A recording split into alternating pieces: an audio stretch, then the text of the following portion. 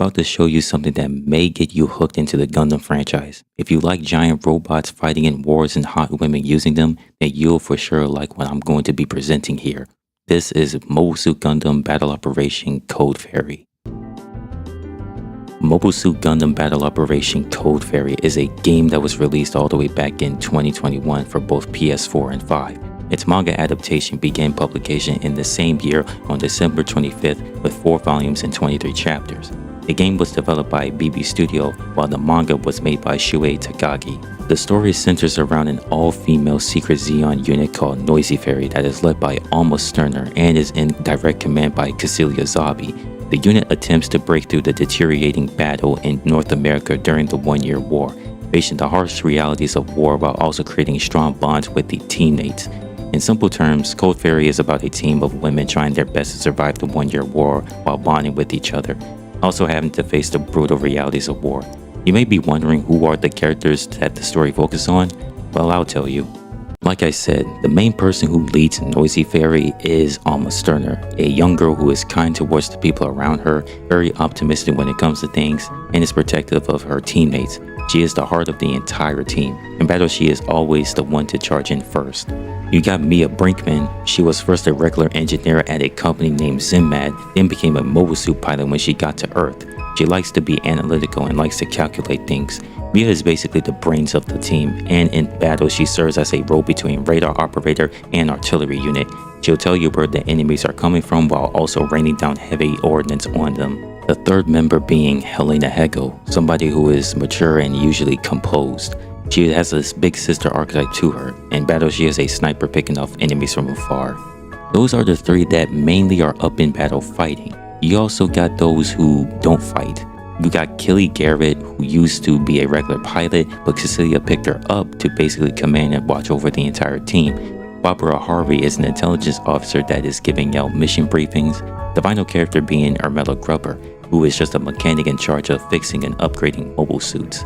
That is pretty much the entire team of Noisy Fairy, a team that is made up of women that have their very own set personality and skills that makes them stand out from one another.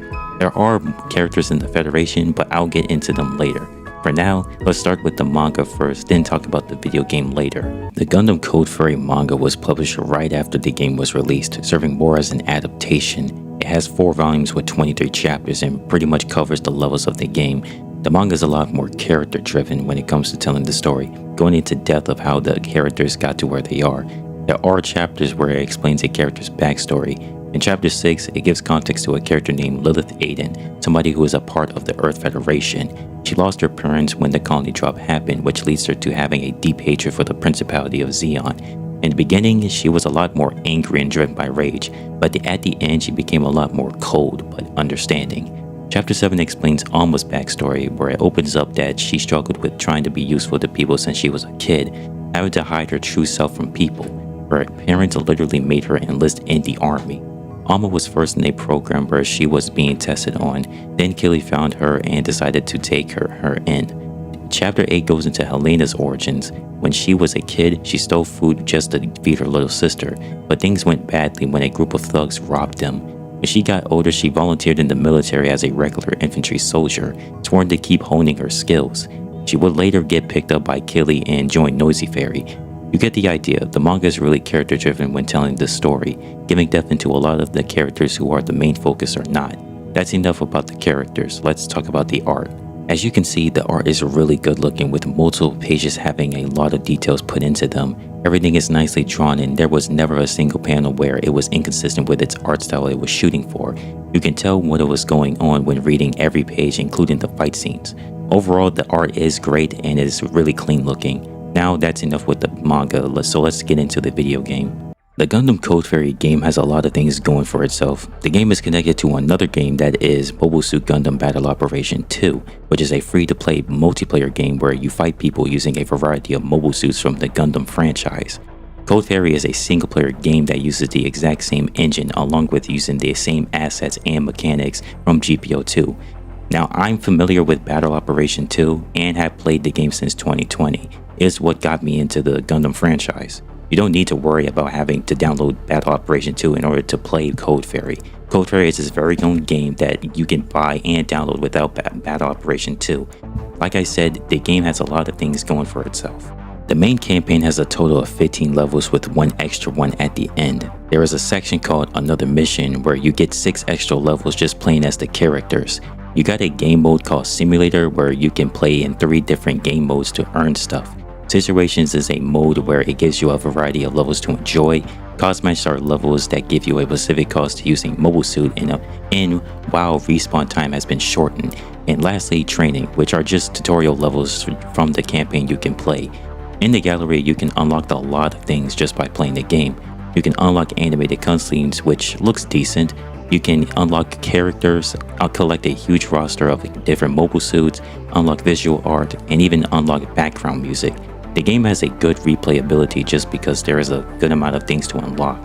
You may be wondering, how is the gameplay? Is it any fun? Yeah, the gameplay is fun and really engaging. Gundam Code Fairy is a mech action game where you spend most of your time fighting in mobile suits using both range and melee attacks. Suits use ballistic weapons like machine guns, rockets, missiles, or beam weapons like rifles, cannons, or charged up shots, and each mobile suit has its own unique loadout. The game uses a 3-type system. Raid units excel in close combat and beat supports, general units are versatile and beats raids, and support units specialize in long-range fire and beats generals. You can upgrade each mobile suit's stats with parts to boost weapons or durability. The gameplay is fun, but there are small issues. AI teammates struggle with enemies on a higher terrain, character ult abilities can interrupt dialogue, and a sniper mission with Helena drags because friendly units move slowly. None of these break the game, but there are noticeable. That's enough with talking about the gameplay and mechanics. I'm gonna go on to tell you the difference between the game and the manga. If you play Gundam Code Fairy and read the manga, you can probably notice some changes the manga makes. There aren't too many changes, but there are some that you can notice. One thing the manga had changed was adding in 2 new characters. There are 2 mobile suits called Black Rider and White Rider. They appear in the middle of the game. They are presented to not have an identity, but the manga gives them one. The pilot of the Black Rider is Akin Vandenberg, who is literally a crazy emo kid. The White Rider pilot is Noah Carpenter, a person who is anxious and likes to wear white clothing. That is the only change I noticed when reading the manga. If there are more, let me know in the comments below. I haven't even talked about the themes of Gundam Code Fairy. Let's get into that. Mobile Suit Gundam Code Fairy shows the harsh reality of the One-Year War, creating a story centering around the brutality of a conflict and the resilience of people who are in it, showing you the cruelty and unreasonableness of war, showing young pilots in situations where survival is way more important than ideology. Another thing that shows is the bond between every member of Noisy Fairy. The girls have this sisterhood relationship when they interact with each other, relying on each other both in and out of battle. They all give each other emotional and tactical support throughout the story. Code Fairy also digs into personal growth, having the characters confront their insecurities and trauma as the war ramps up. The tone of the story can change constantly. There are moments where things are lighthearted and fun. There are moments when things get serious. Code Fairy does a good job balancing the tone shift. That's about the themes. Time to wrap things up.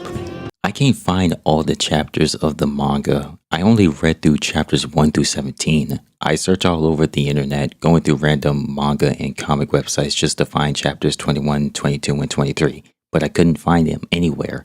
I read through chapters 1 through 17 on a website called comics.to, but even they don't got the rest of the chapters.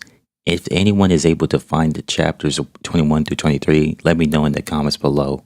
This is the end of the video. If you enjoyed, hit the like button and comment down below what you think. If you like this type of content, feel free to subscribe and hit the bell. I'm a channel that is going to talk about many different anime and mangas out there. If you think other people would like it, feel free to share it with others. Follow me on TikTok, I post on there as well. That is it for today. I hope you enjoy and have a blessed day.